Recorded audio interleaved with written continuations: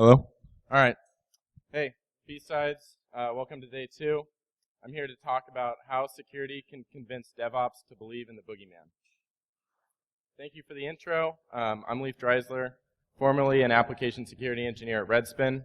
I would do third-party application security engagements, walk you through remediation strategies, retest your application once you think you've fixed something, and occasionally I'd do developer training.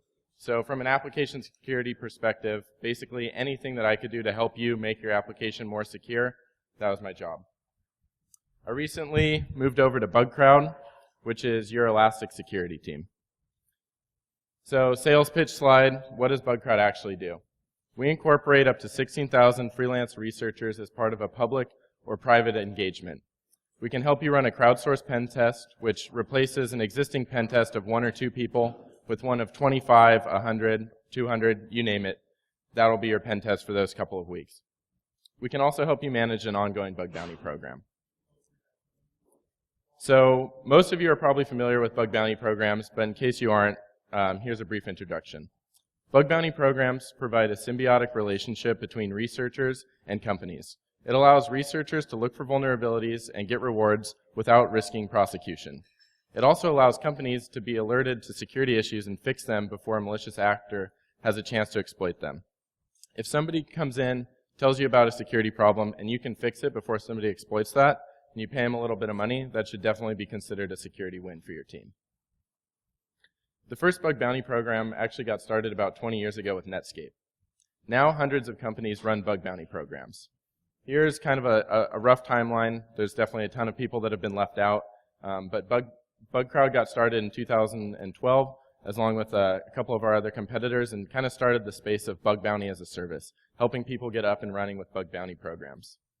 At the end of 2013, Microsoft joined the party, which kind of signaled the end of it just being for mostly B2C tech companies, and showed that pretty much anybody could run a bug bounty program successfully.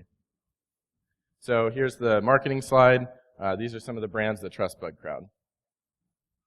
So what are some of the things that we're going to cover today? I'm going to give you a brief introduction to DevOps.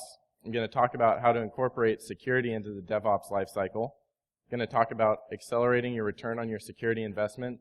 And then most importantly, what's in it for me as a security person? So how did we get to the point of talking about DevOps We need to adapt. Previously, companies had a single corporate network, and from a security perspective, you just built a giant fence around it. Applications were hosted internally, and software release cycles were in terms of months. With a big fence, if somebody was trying to climb over, crawl under, or tunnel through, you knew you could just blast them out of your network. This model was reasonable at the time, but it doesn't really work anymore. With the proliferation of cloud computing, BYOD, SaaS, your business data is everywhere. With the introduction of agile development and distributed architectures, your business is becoming more complex and evolving faster than ever. Most development sprints have dropped to 2 weeks, and the idea of a version has completely changed. Production code changes are being made within minutes or hours. If you find a problem, you can deploy a hotfix within minutes, assuming that's something that's easy to fix. You used to buy Microsoft Office 2010, 2013, and then whatever the next version was. Now, you just buy Microsoft Office 365. You never worry about installing another version, but as a side effect, a lot of your data is out there in the cloud. It's not within your corporate network, so it's impossible to build a big fence around it. Your data is being hosted by Google, Microsoft, Dropbox, whoever else is a SaaS service provider, and at some point it's probably ending up on Amazon Web Services. So the new fence is moving security as close to the code as possible. We've seen something similar with DevOps creating Dev and Ops to create DevOps. Bring configuration and code changes as close to the development as possible to decrease that feedback loop so that if you see a problem, you can fix it as quick as possible. Dev's all about innovation, building new features, creating applications, and they're generally pressured to meet these deadlines by sales and marketing. As a result, security and sometimes performance seem to take a hit, and they're generally can be neglected as part of the build process. On the other hand, you have your ops team. They want to make sure that nothing breaks, systems don't go down, customers stay happy. This generally translates to something along the lines of change as little as possible or don't change anything as long as things are still working. When you combine these two, you get DevOps, which is core to the agile development methodology. It allows you to deploy code quickly or even continuously, increase the speed of release cycles, and reduce the time to fix bugs. It also allows you to reduce the tension between stability and new features, because you know that if you make a mistake, you can backpedal, release a previous version, or implement hotfixes depending on the severity. You might be able to make mistakes faster, but you can also fix them just as quickly. This can be a double-edged sword. This is a sword from RuneScape, which is a game I'm sure some of you guys played, and I certainly sunk a number of hours to back in high school. The DevOps emphasis on rapid change can be a breeding ground for bugs and security vulnerabilities. As code is written faster, more vulnerabilities can make it into production because you have less time in between the code being written and the code going live. So how do we fix this? We introduce security into the process.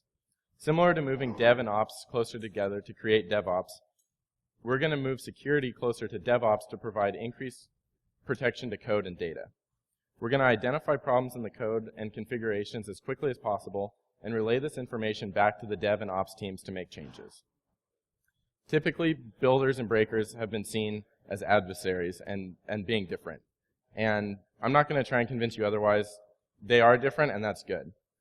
You're incentivized to be the yin and the yang. That's what you're paid to do. The competition and strain is a critical value to the builder and breaker relationship.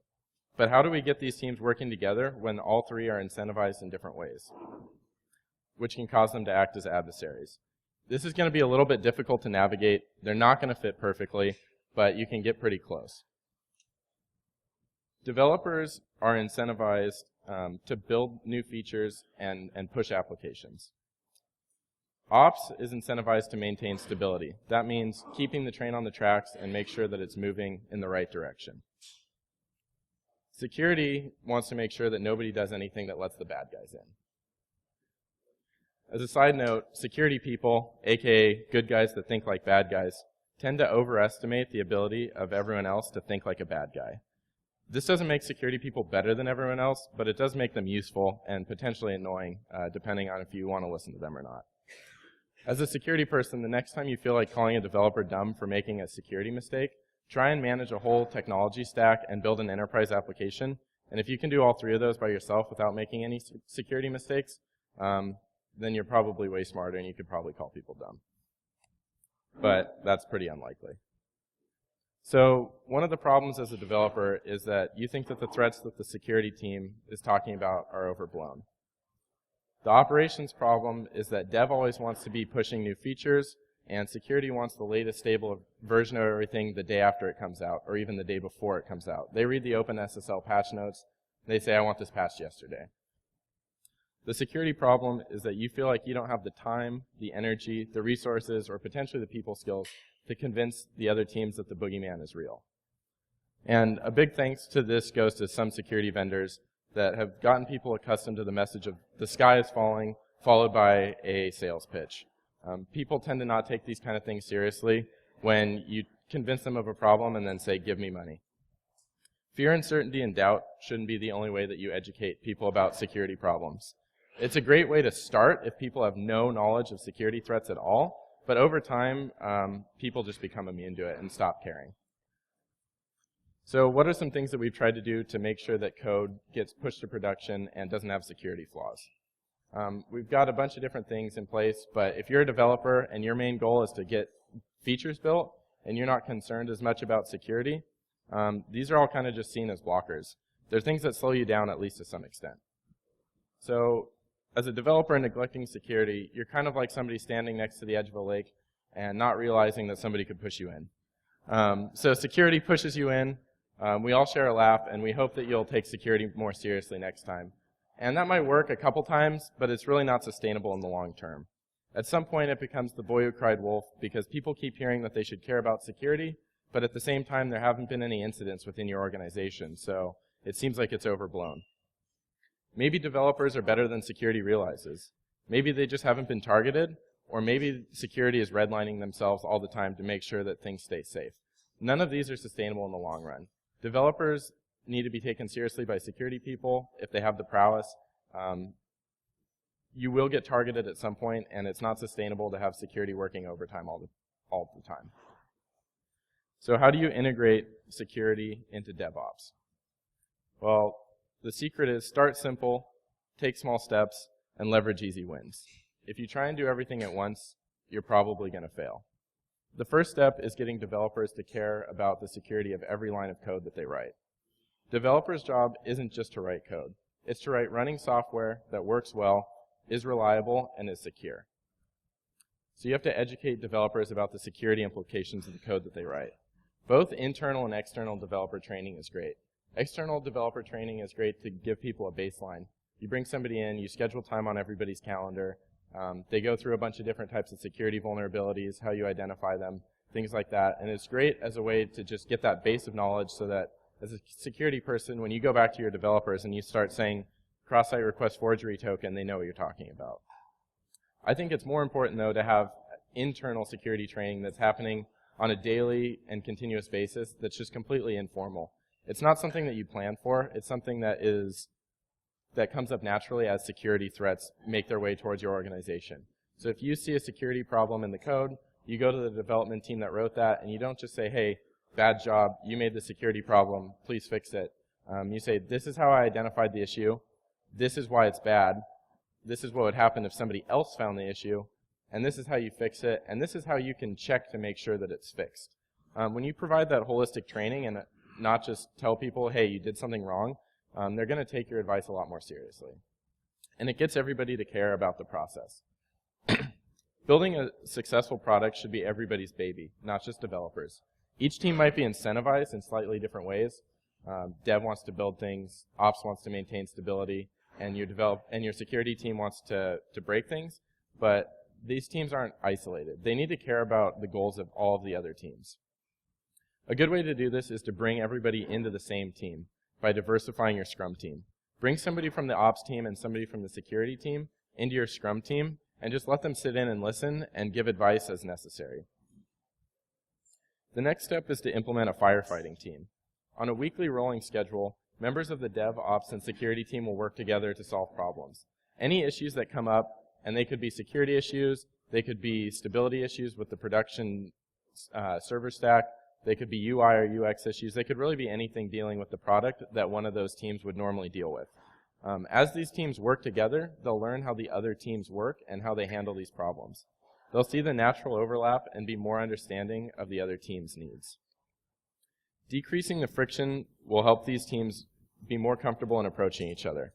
If the teams aren't comfortable approaching each other, it's almost as if the other teams don't exist. So what makes the security process so hard to manage? A lot of it comes between the imbalance of the number of developers and the number of security people. The size of your security team is typically a lot smaller than the size of your DevOps team. Another thing is the security team might have responsibilities that spread significantly across the organization. Developers might have different jobs. You might be a front-end developer, a back-end developer, you might be part of the QA team, but generally you're all concerned with building the product. Security typically has a lot of other responsibilities that might include physical security, protecting the staff from phishing, which is pretty much impossible, monitoring or scanning server architecture or infrastructure, responding to ongoing threats, so are we getting hacked right now? Hopefully not.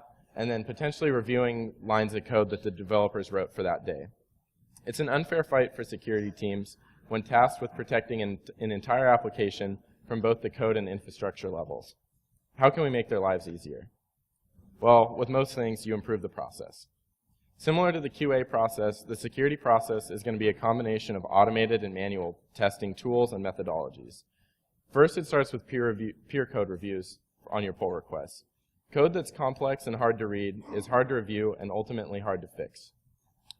Code that's hard to fix makes people worry when they go and make changes. So if you find a security problem in the code and nobody can figure out how that code was written and works in the first place, it's going to increase that time it takes you to fix that code and get that deployed to production. Once your development team becomes more security aware, they also may be able to determine that there's a security problem in the code that somebody wrote before it even goes out, which is great. The next step is adding security tests into your test-driven development. You can do basic checks that a lot of scanners would do inside of your unit tests. These can be useful for testing things like making sure that input validation is in place, checking for output encoding, and various misconfigurations like cross-site request forgery tokens not working correctly. You can also implement automated dynamic or static code analysis tools that allow you to catch a certain amount of low-hanging fruit before it goes out into production. These tools aren't going to catch everything, but anything that can be caught automatically without somebody actually spending time looking at something is definitely a win. Testing creates a precedent for stability and quality, and integrating security into that same process creates a precedent for minimizing vulnerabilities. Once your app is in pretty good shape, you can start taking proactive controls to minimize security vulnerabilities. Some of these can be combined into an application layer intrusion detection system. Here are some examples of things that you might build into an app layer IDS. Checking for server-side input validation failure when the client-side validation exists. So we all know that you need to have server-side validation to protect like things from cross-site scripting, but why is the client-side validation not catching something? Obviously somebody's trying to mess with you. If your username field prohibits the use of a less than character, a normal user isn't going to be able to get a less than character into that field, but anybody with a basic knowledge of Burp Suite or Zap could do that. If you have a client-side check in place that should be failing, but it's only failing on the server side, you should probably flag that person as somebody who's trying to mess with your application. You can do similar things with that for validation of hidden fields, radio buttons, drop-down menus, or anything that has a pre-populated list. So if you have a drop-down menu and you're expecting it to be a United States name, Texas, California, New York, and you're getting some sort of other value, you know that somebody didn't select that from the drop-down menu.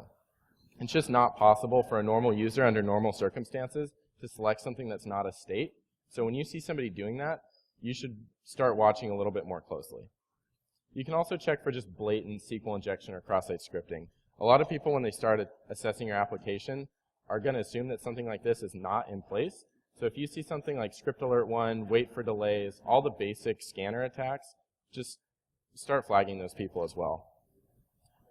The best way to build these kind of tools is to use the tools that people are using to attack you to create a defense. In this case, the best defense is really a great offense. So using tools like Dirbuster, various cross-site scripting lists, and start building in checks to look for things that come up from Dirbuster. So people browsing to admin, login, PHP, or CGI bin, or things that don't have a use within your application, but that scanners are going to look for, just create those as honeypot URIs, and no normal user is going to browse to these because they don't exist in your application through the normal flow. When you see people start hitting these, you can start trying to ban them or, just look at them cautiously. Another way that you can start removing security vulnerabilities without increasing the load too much on your internal team is leveling the playing field with crowdsourcing. Offer a reward for freelance researchers if they're the first to find an issue in your code base or in your application. Automation doesn't replace having people look at your application because people are the new automation. Scanners can only go so far. We know what they struggle with. They're not very good at business logic flaws, privilege traversal, privilege escalation, or advanced attack vectors that require you to chain different parts of the application to get one good exploit working. They also really can't pivot that well, so they might be able to identify an initial ingress point, but they're not going to be able to find all the best issues. They're great for finding reflected cross-site scripting, SSL issues, outdated versions, and other vulnerabilities, so you should definitely still use them, but you really need people to take a look at your application because we know that humans are much smarter, and they're the ones that actually write reports and report breaches. And then with crowdsourcing, it's now effective to use these types of people at scale. Compare this to me working 40 or 80 hours on an assessment at my previous job to 50 researchers that can each spend 2 or 3 hours. There's just no way that I'm going to be able to compete with 50 or 100 people that can all spend a little bit of time working on something. This also frees up time for your internal security resources. Instead of having 5 people all going through your code base and looking for issues, just let the crowd go through your application and have those 5 people do a little bit of code review, but spend most of their time looking at valid issues that are submitted by 100, 1,000, or even 10,000 different people all across the world. Here's an example of a BugCrowd customer that had been running an expensive web app scanner for a long time. You start out getting some good results. Over time, as you fix things, your developers get a little bit more security savvy, and after a while, you just start getting clean results. Within 24 hours of running a program against the crowd, somebody gained super admin access through a chained attack.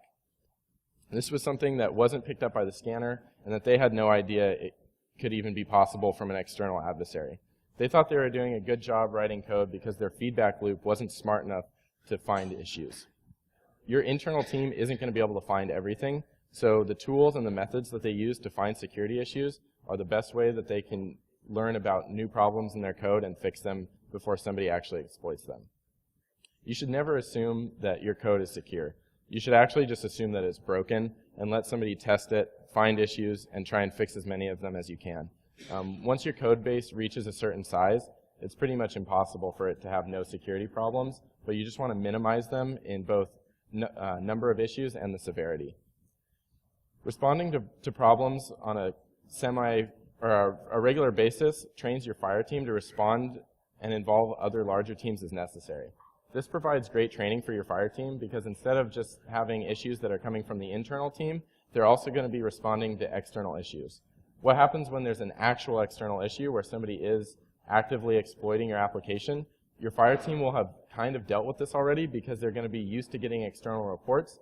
Hopefully the reports that get them trained for this is somebody who's friendly and is not going to actually exploit anything, and that will provide great training. Another problem with traditional pen testing is people just don't use it frequently enough. If you're getting one pen test a year and finding 5 to 10 vulnerabilities, that's not going to make a team concerned about security year-round. It's something that's going to pop up once and then kind of go away for a while. We ran a crowdsourced pen test for a company called Instructure, and they have a learning management system called Canvas, and they found 8 times the number of vulnerabilities that they had found in previous pen tests. And these were pen tests that had been done by respectable companies for the last 3 or 4 years. There were issues that had been missed by previous pen tests, and it's just impossible to find everything as a pen tester. You can find some great stuff, but there's probably something that you're going to leave behind. So having more people look at it increases the chance that somebody will find it. Having a lot of bugs is some of the best security training that your developers can get. By integrating crowdsourced security into your build process and constantly getting feedback on your alpha or beta or pre-release candidates, researchers worldwide will provide security feedback and allow your DevOps and security teams to remediate vulnerabilities. As you start remediating vulnerabilities over time, start tracking them. Figure out what types of security vulnerabilities or what parts of the application you're especially weak in. Is there a certain part of the application that's just riddled with all kinds of security vulnerabilities, or overall the app's pretty good except for reflected XSS? Taking note of these things and aggregating them over time is going to help you focus areas of training for future training sessions. And it's something that you want to start tracking early because there's always going to be bugs, and people are already looking for these bugs. If you give them permission, they're going to look for it and hopefully they're going to disclose it for you, but even if you don't give people permission, people are already looking, whether you have a responsible disclosure program or not. So let's head them off at the pass and start a bug bounty program, because a lot of people are just going to send you details because they want to be helpful. We've heard of people that are submitting vulnerabilities through Facebook, through through Twitter, because they can't get a hold of somebody and they want to be helpful and they don't want the company to be exploited. They're just trying to reach out and genuinely help this company be more secure. But not everybody's that way. There are people out there that want to do so, but only in exchange for money, which is fine if the company's running a bug bounty program and they've agreed to pay for it. But if they don't have a responsible disclosure program, or they say it's a program where we're just going to say thank you or send you swag or something like that, it's really not cool to extort a company because you have a security vulnerability. So one of the ways that you can stop this from happening is people are less likely to make demands for money if you have an established program where they could already submit the same vulnerability and get paid for it. Pretty much every bug bounty program works in a way where only the first person to submit a vulnerability gets paid for it. So if somebody finds something, they know that somebody else could have found it too. They want to submit it for whatever the range is that you've accepted, and they know that the chance of somebody else finding it is pretty high. In a lot of the programs that we run, we see a ton of duplicates. So most of the time, you're not the first person to find something. Here's an anecdote about an actual extortion attempt that was a prospect of ours. They came to us and said, hey, we've got somebody from Eastern Europe. They said, give us 3,000 euros. We have a critical vulnerability in your software, and we're going to exploit it if you don't pay us. This is not a great position to be in, because either you need to get that information and fix it before they can exploit it, or you can call their bluff and say either they don't have an issue or they wouldn't actually follow through with the attack. Neither of those are really where you want to be as a company. So we came up with the idea of starting a bug bounty program and inviting them to it. What we didn't tell them is they were the only person that got invited. They were literally competing against themselves. Within 15 minutes, they had submitted the vulnerability, and the company did pay them out for it, but they were able to pay them out for a rate that the company thought was fair based on the criticality. Based on the criticality of the vulnerability, after they took a look at it, it was lower than what the attacker made it seem like, and so they still paid them out. They honored their agreement, but they were able to assess it in a way that was fair to both the hacker, in this case, and to the company. The company also learned a valuable lesson that this kind of thing could actually happen to them. They stabilized the situation, they got the bug fixed, but they realized that the boogeyman is real. They're now running an ongoing bug bounty program with us because they don't want to be in this situation again. They want responsible researchers from across the world to submit vulnerabilities and get paid for them for playing by the rules and being helpful. They don't want to be extorted by people that found issues and decided that they should get paid a certain amount for them. And this company does run a pretty lucrative bug bounty program, which is actually gets them very good results. Like I mentioned earlier, 2010 was when bug bounty programs really started to take off. Google and Facebook created very loud and public bug bounty programs and have paid out a ton of money to researchers, which is awesome. Researchers really do deserve to get paid well if you find a critical vulnerability in software that a ton of people are using, because that isn't something that anybody can do.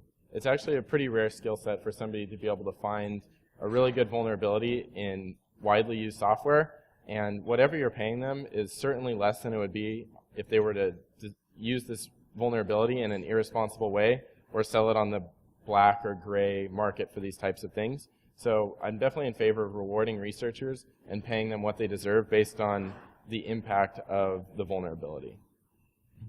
As we saw kind of an uptick in people, as we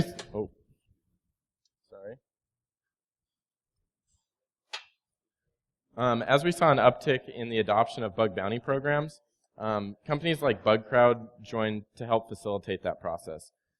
Companies like Google and Facebook have a ton of resources available to run a bug bounty program, but not everybody has that ability, and you want to run a bug bounty program because bug bounty programs are pretty awesome.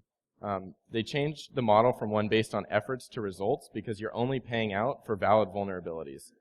It also allows you to reduce the load on your internal security team because they can just go through the valid submissions. They don't actually have to spend time looking for all the different issues. It's also pretty badass for your DevOps and security teams to be able to make the statement of, come and hack us. We think we're pretty secure. We know there's always going to be problems, and you deserve to get paid for them, and we'd love to hear about them. But it's not just about being cost-effective or loud. Running a bug bounty program is a bold statement, and a well-run program is a great way to show people that you take security seriously. Crowdsourcing has been proven across many industries as a low-cost and cost-effective way to get a desired outcome. But it's more than that. It's also about leveling the playing field. The economics of how we do security, testing, and defense are fundamentally disadvantaged to... You're disadvantaged as a defender. If you think about what the attacker space looked like, there's different actors, motivations, and they have lots of time and lots of potential targets. They get their gold by actually exploiting something, not the time that they spend. They put on their suit, they put on their ski mask, and they look for vulnerabilities. This leads you to the defender's dilemma. To be successful as a defender, what do you have to do? You have to protect every asset every day from now until infinity, which is pretty much impossible. As an attacker, all you have to do is exploit something on one day, and you've won for that day. So, you know, I've been talking about bug bounties are so great, crowdsourced security is so great. Why isn't everybody running these things? It's because running a bug bounty is hard. When you start a bug bounty, you're going to get a lot of great information from people that genuinely want to help your organization be more secure, but you're also opening up a fire hose of information from all around the world. There's a bunch of people that just want to get paid. They want to get recognition without actually doing anything, and this can be overwhelming if you're not ready for it. So you got to plan ahead. How do you run a successful program? The mistake that pretty much everybody makes is they think that most of their time running a bug bounty program is going to be spent on remediation. I got done telling you, a couple of slides ago that you're going to get 8 times the amount of vulnerabilities as your previous pen test. That sounds like a lot of work, but in comparison to the number of invalid submissions you're going to get, it's not very much. For every payout that you say is a valid vulnerability and is worth fixing, there's going to be about 9 duplicates or invalid submissions. So multiply however many you got from your last pen test. We'll be conservative and say 5. That's how many valid vulnerabilities you're going to get. And then multiply that number by almost 10, and that's how many total submissions you're going to get. And you can't just ignore these submissions. These are people that took time to write up a response, look for an issue, and just because it's a duplicate, they still spent a bunch of their time and effort writing these things up, and they deserve a response. And all those responses take time. Even if you're using kind of canned responses, it still takes a lot of effort to go through and say, okay, was this in scope? Yes or no? Is this something that we care about? Yes or no? Has somebody else submitted this? Yes or no? And then responding to all these different people based on that kind of choose your own adventure of vulnerability coming into your platform. You also could get overwhelmed by just the number of valid submissions. So make sure that initially you do have the resources available to deal with this. We had a company that's in digital advertising, and they wanted to assess the security of their code base. Within 24 hours, they had so many valid submissions that they just had to throw in the towel. They're like, this is great. We love the work that you guys did. We're glad that we know about these issues because we can fix them. But we need to take a time out and actually deal with these, and we'll come back and we'll let the crowd have another crack at it once we fix all this easy stuff. Another problem that a lot of people run into is that you are going to get out-of-scope submissions. You might have the best written bounty brief in the world. You might have the worst. People are still potentially going to go outside of the scope. It might be on accident. It might be on purpose. But if you look at a submission and it's out of scope but valuable to you, and you make a change based on that, you should still pay out the researcher. The golden rule is if you touch the code, you should pay the bug. That doesn't mean that you should encourage this type of behavior, and really you should do the opposite. You should send a message, say, hey, we are going to pay you out for this vulnerability. It is helpful to us. It is something that we care about. But in the future, please play within the rules, and this will help your organization, and it'll help any other organization that's also running a bug bounty program, because by convincing researchers to play by the rules, this helps the organization and the researchers align expectations. So a lot of this does fall within the organization's realm of things that they need to do, but kind of curating a list of well-behaved and intelligent researchers is something that anybody in the bug bounty space can help do. So some of the important points for this is make sure that you give researchers what they need to be successful. Share with them any known issues or areas of the application that are completely just riddled with security vulnerabilities that you already know about and don't want to pay out for. As an organization, you don't want to pay out for vulnerabilities that you already know about, but researchers don't know what you know. Nobody's expecting you to open up your hosted Jira solution to these researchers and say, hey, go through, if a bug's already in there, don't submit it. That would be completely ridiculous and would be exposing way too much information to the outside world. You don't need to take that kind of a stance, but if you can share with them, hey, we haven't gotten CSRF tokens working correctly, or we know we're vulnerable to XXC, or something like that, just let the researchers know as much information as you can so that they don't spend time identifying and writing up findings and spending time writing reports, only to get the reply of, hey, we already knew about this, sorry, we're not going to pay you. Another thing that can be helpful is make it as easy as possible for researchers to sign up for your platform. If you need to make small changes to whatever environment that they're testing in to allow them to do automatic signups or respond quickly to provisioning emails that they need to get from you to get signed up on your platform, all that's going to be helpful to getting as many people looking at your platform as possible. You want to make the barrier to entry for them to look for vulnerabilities in your software as low as possible. Most importantly, though, you want to make it clear how much researchers will be compensated. We frequently see clients start out with relatively low reward ranges. So Typically, you'll have a low reward range of something like $25 and a high end of $250 or $500. Because you just don't know how many problems there are with your code when you start.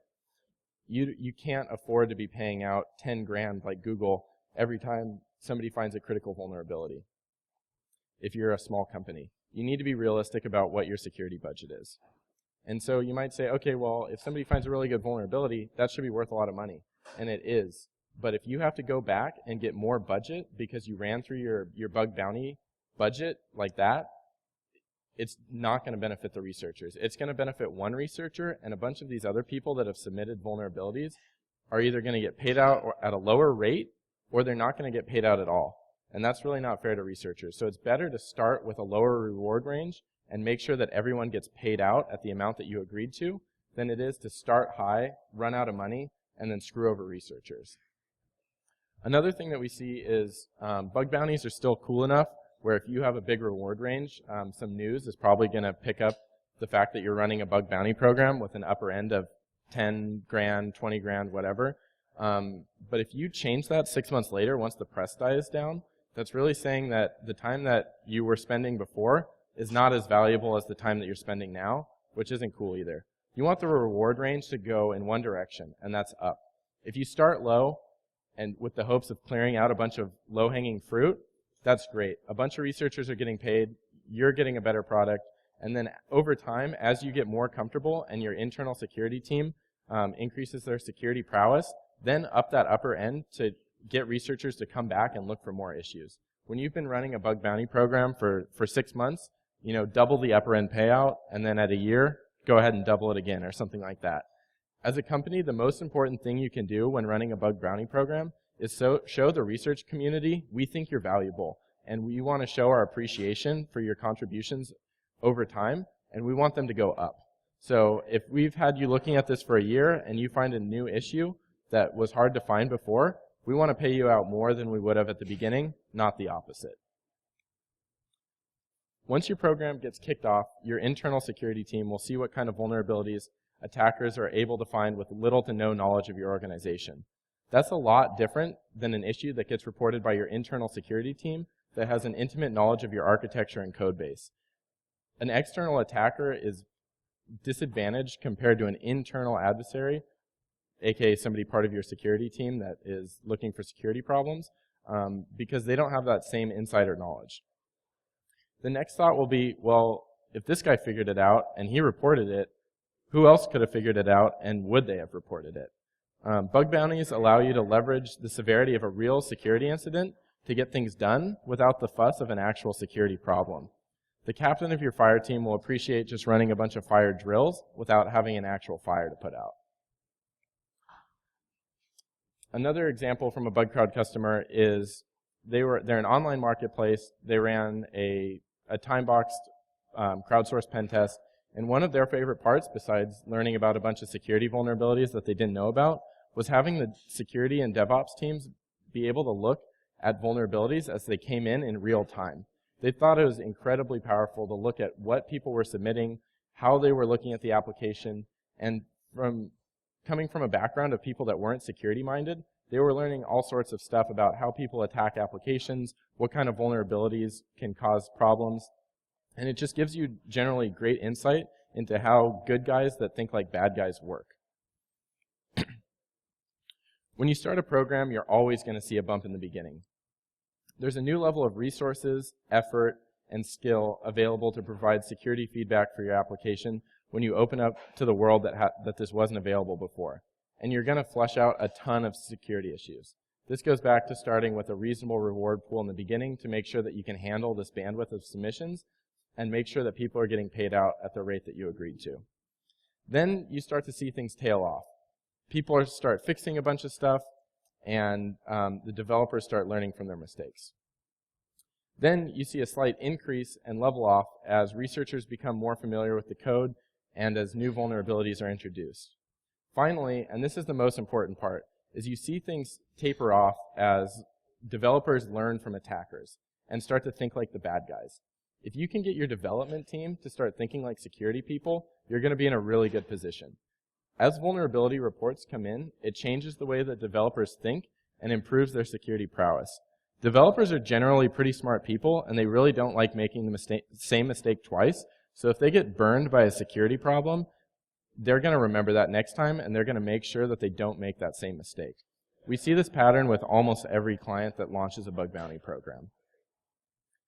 So how tight can you make that feedback loop between DevOps Sec and the hackers? Nothing is closer than a head-to-head competition. You've got your DevOps and Sec team all on the same page. You're feeling pretty confident. They're like, okay, we've been running a bug bounty program for a while. We're responding to issues quickly, and we haven't had a major security incident in a while. Let's try a gamified pen test. So what you do is you create a pool that benefits your whole engineering team. Just make it big, make it something that they want to go out and do. Buy a bar, tell them to invite their plus ones, have a party, go to an event, whatever. Then replace an existing pen test with a time box bug bounty program. Pay out money from that reward pool, and whatever the hackers don't get, the DevOps Sec team gets to keep and spend on whatever they agreed to in the beginning.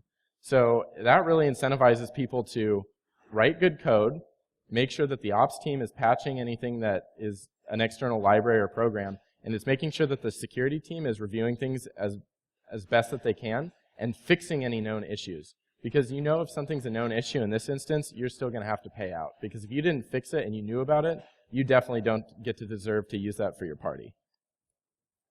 Great things happen when you can tighten the security feedback loop between your engineers and what they consider to be the outside world. So in conclusion, bug bounties are cost-effective and highly marketable, but that's not the full story.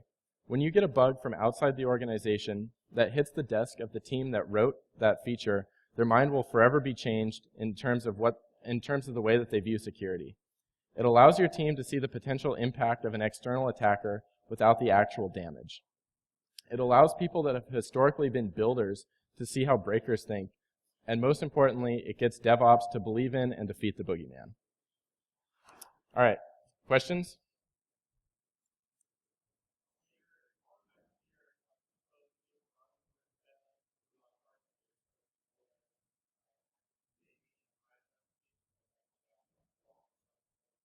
So the question was, as far as touch the code, pay the bug, would you extend that to partners?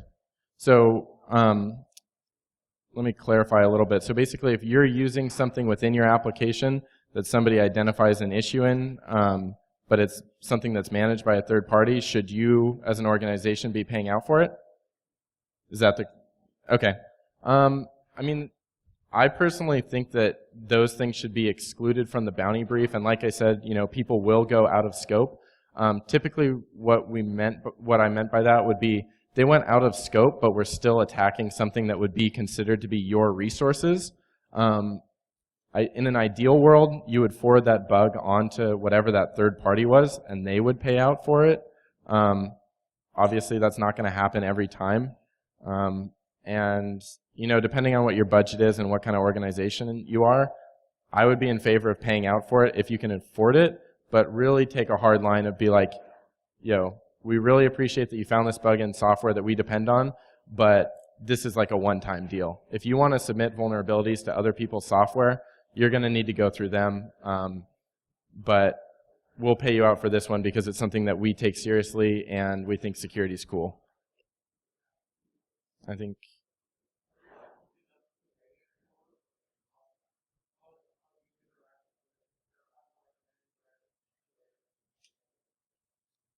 All right, so the question is, how do you recommend interacting with QA? So, in what circumstance?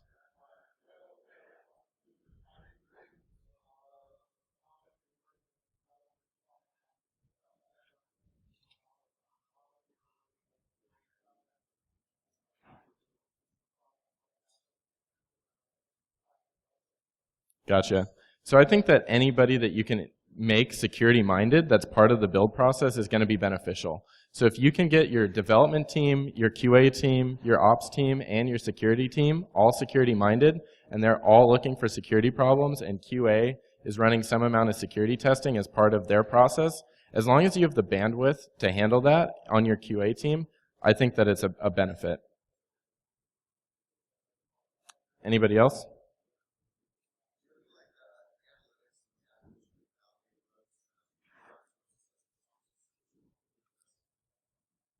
I have information on what the average is for crowdsourced, but not for traditional, because that would require a bunch of people to be giving up those analytics. We typically, so we rate things on a scale of priority 1 through 5, and we typically see things somewhere slightly below the P3 range, so as the average, so in between P3 and P4. But we typically do see a handful of submissions that are in the P2 or P1 range. 1. So priority 1 would be the most critical. So we usually see at least a couple bugs that fall into the P1 or P2 category, but most of the bugs do fall within the P3 or P4 category.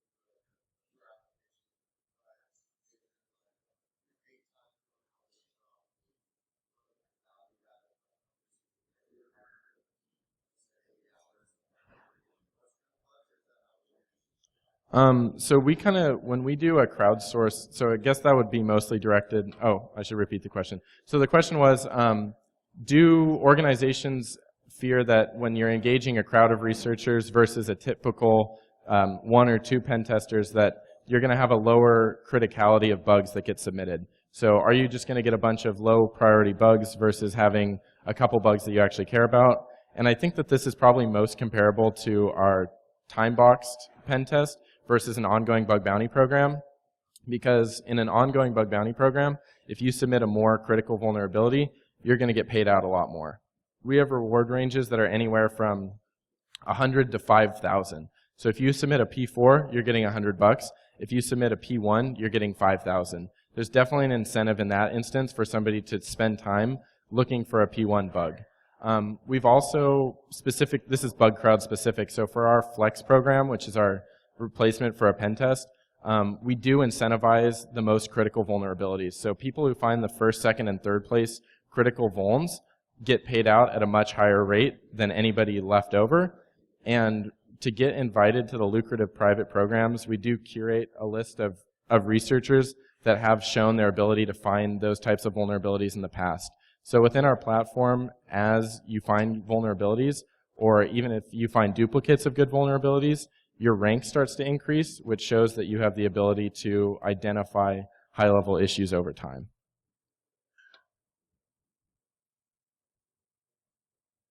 All right, if there's no other questions, I'm going to leave.